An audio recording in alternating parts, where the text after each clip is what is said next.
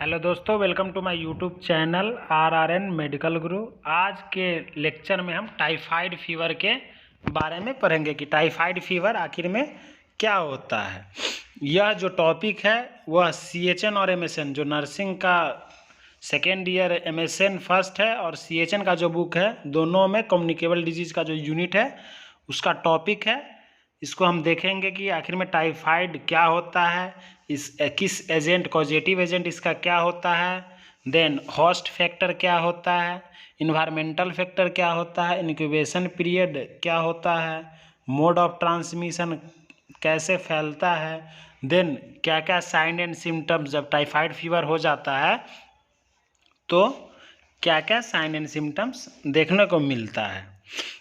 Then उसके बाद फिर पढ़ेंगे डायग्नोस्टिक इवैल्यूएशन यानी लेबोरेटरी इन्वेस्टिगेशन पढ़ेंगे, क्या क्या टेस्ट हम करेंगे तो पता लगेगा। देन कॉम्प्लिकेशंस, और lastly topic prevention and control, उसका रोकथाम कैसे हम करेंगे, कैसे उसको रोकेंगे, कैसे उसे बचेंगे जो टाइफाइड फीवर है। तो चलिए ये सभी जितने सारे सब टॉपिक्स हैं आज हम आज के लेक्चर में क्लियर करेंगे। तो सबसे पहले जो है इंट्रोडक्शन। अब इंट्रोडक्शन या डेफिनीशन बोलिए, टाइफाइड फीवर जो है आखिर में क्या होता है। तो देखते हैं, typhoid fever is a life threatening infection. जो टाइफाइड फीवर होता है लाइफ थ्रेटनिंग इन्फेक्शन होता है। ये जो टाइफाइड फीवर है लाइफ थ्रेटनिंग इन्फेक्शन होता है, caused by the bacterium salmonella typhi. जो बैक्टीरिया साल्मोनेला टाइफी होता है उसके कारण कॉज होता है। जो टाइफाइड फीवर है वह किसके कारण होता है? सबसे पहले तो बैक्टीरिया के कारण होता है टाइफाइड फीवर, और वह कौन सा बैक्टीरिया है? Salmonella typhi. एक बैक्टीरिया है, नाम है उसका साल्मोनेला टाइफी, उसके कारण मेनली टाइफाइड फीवर होता है। यदि कॉजेटिव एजेंट में अगर लिखना हो तो साल्मोनेला टाइफी हम लिखेंगे कि जो हमारा टाइफाइड फीवर है वो कॉज करता है। सो वन वर्ड में अगर आंसर देना हो तो साल्मोनेला टाइफी के द्वारा कॉज होता है। इसका एपिडेमियोलॉजिकल ट्रेड, जो एजेंट वगैरह, होस्ट फैक्टर और इन्वायरमेंटल फैक्टर कैसे कैसे होता है, देन उसके बारे में पढ़ेंगे। दोस्तों समझ में आ रहा होगा, आई होप। इंट्रोडक्शन आपको क्लियर हो रहा है। Typhoid fever is life threatening infection caused by the bacterium salmonella typhi. जो टाइफाइड फीवर है किसके द्वारा कॉज हो रहा है? साल्मोनेला टाइफी के कारण कॉज हो रहा है। साथ साथ यदि आप मेडिकल स्टूडेंट हैं तो एक कॉपी में लिखते चले, जिससे आपको यह दोबारा वीडियो देखने की ज़रूरत नहीं पड़ेगी। देन हम पढ़ेंगे एजेंट। अब किसके कारण हो रहा है एजेंट? देखिए, साल्मोनेला टाइफी, जो हमारा साल्मोनेला टाइफी बैक्टीरिया है उसके कारण हो रहा है। कॉजेटिव एजेंट भी बोल सकते हैं या एजेंट भी डायरेक्ट लिख सकते हैं। तो साल्मोनेला टाइफी के कारण मेनली यह हो रहा है। Then source of infection is primary and secondary. देखिए सोर्स, अब सोर्स क्या है? प्राइमरी एंड सेकेंडरी दोनों सोर्स, यानी कि प्राइमरी सोर्स और सेकेंडरी दोनों सोर्स से यह जो टाइफाइड फीवर है वह कॉज हो सकता है। प्राइमरी सोर्स से भी हो सकता है, देन सेकेंडरी सोर्स से भी हो सकता है। देन इसके बाद है होस्ट फैक्टर। अब होस्ट फैक्टर क्या होता है तो देखते हैं, the typhoid fever is having the highest incidence in 15 to 19 years age group. जो टाइफाइड फीवर है इसका हाईएस्ट इंसिडेंस किस में देखने को मिलता है? 15 से 19 साल के जो एज ग्रुप वाले होते हैं, यानी एडल्टहुड वाले जो होते हैं, उसमें देखने को मिलता है। But it can occurs in any as, लेकिन यह ऑकर्स होता है किसी भी एज में हो सकता है। जो टाइफाइड फीवर है सबसे हाइयर इंसिडेंस देखा जाता है जो 15 से 19 साल के बच्चे होते हैं उसमें देखा जाता है। लेकिन इसका ये जो टाइफाइड फीवर है यह किसी भी एज में हो सकता है। देन नेक्स्ट टॉपिक है, it occur more in males and females but in females carrier rate in male. जो ये हो टाइफाइड फीवर जो होता है मेनली मेन कैरियर सबसे ज़्यादा रेट की, सब मेल और फीमेल दोनों में होता है, लेकिन मेन कैरियर होता है मेल में ज़्यादा होने के चांसेस होते हैं। तो दोस्तों आपको क्लियर हो रहा होगा जो डिफिनीशन है कैसे हो रहा था। एजेंट उसका देखिए साल्मोनेला टाइफी के द्वारा हो सकता था, यानी एजेंट याद रखिएगा तो आप लोग नॉर्मली डिफिनीशन बना सकते हैं। देन सोर्स में प्राइमरी और सेकेंडरी दोनों हो सकता है। अब होस्ट फैक्टर में मेनली हायर इंसिडेंस किसका था, 15 से जो 19 साल के बच्चे थे उसमें ये ज़्यादा हो रहा था। देन अब इसके बाद हमने क्या देखेंगे, इन्वायरमेंटल फैक्टर। इन्वायरमेंटल फैक्टर, अब टाइफाइड फीवर्स, जो टाइफाइड फीवर जो है, अब इसका इन्वायरमेंटल फैक्टर देखेंगे। देखिए typhoid fever occurs through out the years, ये जो सालों साल होते रहता है, बट पीक इंसिडेंस, देखिए इसमें क्या कह रहा है, पीक इंसिडेंस, जो हमारा टाइफाइड फीवर है जो सालों साल यानी ईयर होता है, लेकिन इसका पीक इंसिडेंस है ड्यूरिंग जुलाई टू सितंबर, यानी कि रैनी सीजन के जो समय होता है, ड्यूरेशन यानी बरसात का जो मौसम होता है, उसमें टाइफाइड फीवर ऑकर्स होने के बहुत ज़्यादा संभावना होती है। यानी कि बरसात के मौसम में जो टाइफाइड फीवर होने का चांसेस बहुत ज़्यादा ही बढ़ जाता है। Then contaminated food and water, अब देखिए कंटामिनेटेड फूड एंड वाटर से भी हो सकता है। जो टाइफाइड फीवर है, कंटामिनेटेड अगर फूड एंड वाटर रहा उससे भी हो सकता है। दूषित जो पानी पिएंगे अगर हम, कचरा वाला पानी, जब वो प्यूरीफाई नहीं रहेगा, प्यूरीफाई फूड नहीं रहेगा, डायरेक्ट जो हमारा सेलर जो होता है उससे अगर खरीद कर लाए, उसको वॉश अच्छे तरह से नहीं किए, फिलिंग नहीं किए, ये सब प्रोसेस अगर कुकिंग अगर अच्छे से बॉयल करके नहीं पकाए तो उस कंडीशन में होने के चांसेस हो सकते हैं। तो ये था हमारा environmental factor. Then open defecation and urination, अब देखिए ओपन डिफिकेशन एंड यूरिनेशन, जब खुले में लोग शौच वगैरह करते हैं, यूरिन पास आउट करते हैं, पेशाब करते हैं, देन उस पर जो फ्लाइज बैठती है और वो ऊपर के आके हमारे भोजन पर बैठ जाए, इसके कारण भी हो सकता है। तो एक one of the most important cause क्या हो सकता है, जो फ्लाइज यानी फ्लाइज भी हो सकता है।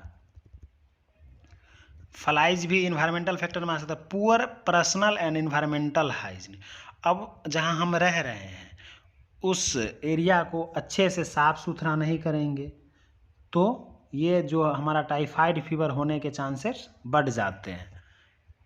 तो इन्वायरमेंटल फैक्टर दोस्तों आपको समझ में आया होगा। पहला सबसे मोस्ट इम्पोर्टेंट याद रखने की ज़रूरी है, जो ये तो सालों साल होता है, लेकिन मेनली जो हायर इंसिडेंस जो होता है, इसका पीक लेवल होता है कब होता है, जुलाई से सितंबर, यानी आप डायरेक्ट रेनी सीजन भी लिख सकते हैं। Then contaminated food and water से हो सकता है, ओपन डिफिकेशन एंड यूरिनेशन से हो सकता है। यदि कोई व्यक्ति टाइफाइड फीवर से इन्फेक्टेड है और वो बाहर में डिफिकेशन वगैरह किया, यूरिनेशन किया, वहाँ से जो फ्लाइज उस पर बैठेगी, फिर वो जो हमारे भोजन पर बैठेगा तो उससे होने के चांसेस हो सकते हैं। इसलिए बोला जाता है कि हमेशा आप अपने इन्वायरमेंटल को क्लीन रखा कीजिए। देन नेक्स्ट है इंक्यूबेशन पीरियड। अब क्या क्या इंक्यूबेशन पीरियड होते हैं, जो इंक्यूबेशन पीरियड अब क्या होते हैं आपको पहले ये समझ में आना चाहिए। देखिए इंक्यूबेशन पीरियड उसे कहते हैं जब इन्फेक्शन हमारे बॉडी में इंटर किया, जब हमारे बॉडी में इन्फेक्शन इंटर किया और जब तक साइन एंड सिम्टम्स शो नहीं करता है, उस बीच के ड्यूरेशन को हम इंक्यूबेशन पीरियड कहते हैं। लाइक कितना समय उसको ग्रोथ होने में, जो इन्फेक्शन हमारे अंदर इंटर किया है उसको ग्रोथ होने में कितना समय लग रहा है, तो उस कंडीशन को हम इंक्यूबेशन पीरियड कहते हैं। तो इंक्यूबेशन पीरियड 10 to 14 डेज होता है, but can range 3 days to 3 weeks, यानी 3 से 21 दिन भी हो सकता है, लेकिन मेनली 10 to 14 या 15 डेज इंक्यूबेशन पीरियड होता है। उसके बाद sign and symptoms automatic seen होने लगती है। जो टाइफाइड फीवर है, साइन एंड सिम्टम्स सीन होगी ही, जो भी फीवर वगैरह आना स्टार्ट हो जाएगा तो साइन एंड सिम्टम्स सीन होना स्टार्ट हो जाएगा। देन अब है मोड ऑफ ट्रांसमिशन। अब ये ट्रांसमिट कैसे होता है, मोड ऑफ ट्रांसमिशन क्या क्या है इसके, डायरेक्ट और इनडायरेक्ट। देखिए मोड ऑफ ट्रांसमिशन में 2 पॉइंट है, एक तो है डायरेक्ट एक तो डायरेक्ट कांटेक्ट है, इनडायरेक्ट कांटेक्ट है।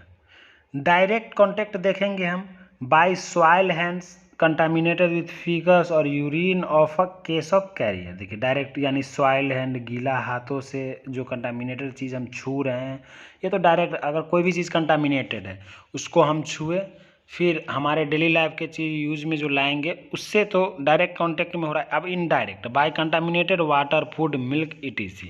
अब इनडायरेक्ट में वाटर, जैसे हम वाटर ले रहे हैं वो कंटामिनेटेड है अगर तो भी हो सकता है, फूड कंटामिनेटेड है तो भी हो सकता है, मिल्क कंटामिनेटेड है तो भी हो सकता है। तो ये इसके मोड ऑफ ट्रांसमिशन हुए। किसके? जो टाइफाइड फीवर होने का जो मोड है, कैसे हो सकता है, वो हुआ डायरेक्ट और इनडायरेक्ट ट्रांसमिशन। तो ये दोनों थे। अब नेक्स्ट हम देखेंगे क्या, साइन एंड सिम्टम्स। अब क्या क्या साइन एंड सिम्टम्स होते हैं, क्लिनिकल मैनिफेस्टेशन भी बोल सकते हैं।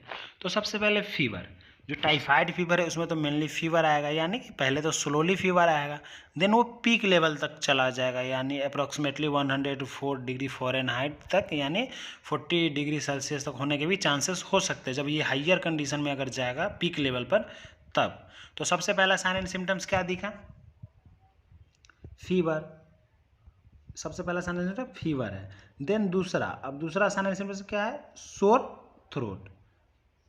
अब जो गला है हमारा वो पूरा एकदम जगड़ लेगा, सोर थ्रोट एकदम लगे, हेड एक, सर में दर्द होगा, कफ आएगी, मैलेस, मसल पेन होगा यानी वीकनेस वगैरह, यही हुआ। एब्डोमिनल पेन होगा, पेट में दर्द होगा, कॉन्स्टिपेशन होगा, गैस बनेगा। स्प्लीनोमेगेली, देखिए स्प्लीनोमेगेली क्या होता है, जब हम स्प्लीन का जो नॉर्मल साइज होता है उसमें अगर इन्फ्लामेशन आ जाता है तो उस कंडीशन को हम बोलते हैं स्प्लीनोमेगेली। तो उसमें इन्फ्लामेशन आ जाएगा, उस कंडीशन में यदि हम एक्सरे वगैरह करते हैं, CT स्कैन वगैरह करते हैं ऑर्गन का, बॉडी का, MRI, तो उसमें पता चलेगा कि क्या हुआ है आखिर में। एब्डोमिनल डिस्टेंशन होगा, एब्डोमिनल टेंडरनेस होगा। ये सारे साइन एंड सिम्टम्स किसके हैं, जो टाइफाइड फीवर है उसके साइन एंड सिम्टम्स हैं। सबसे main most of important sign and symptoms क्या है, फीवर एंड चिल्स, ये है। देन नेक्स्ट देखेंगे लैब इन्वेस्टिगेशन, यानी डायग्नोस्टिक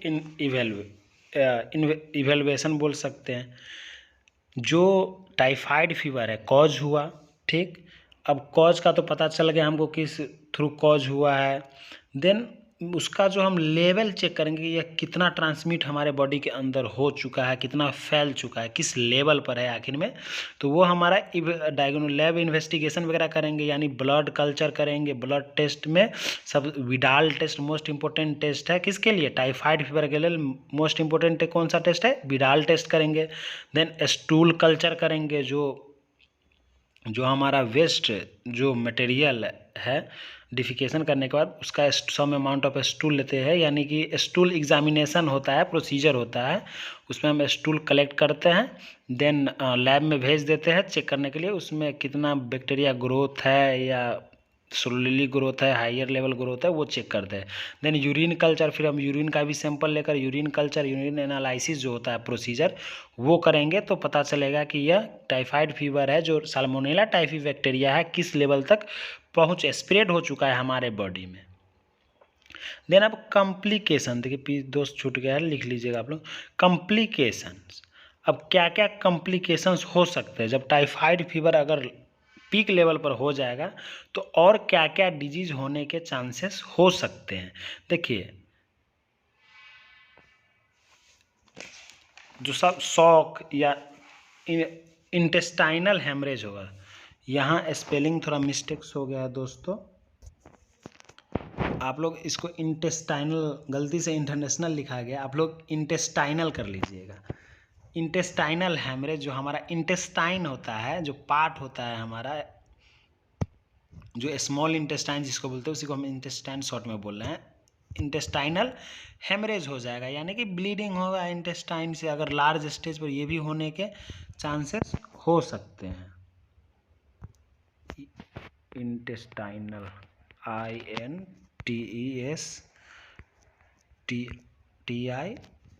NAL। इंटेस्टाइनल आप लोग लिख लीजिएगा, इंटेस्टाइनल हेमरेज हो सकता है। देन नेक्स्ट है शॉक हो सकता है, निमोनिया भी हो सकती है, थ्रोम्बोफ्लेबाइटिस, नेफ्राइटिस भी हो सकता है, जो हमारा नेफ्रॉन है उसमें भी स्वेलिंग आ सकता है।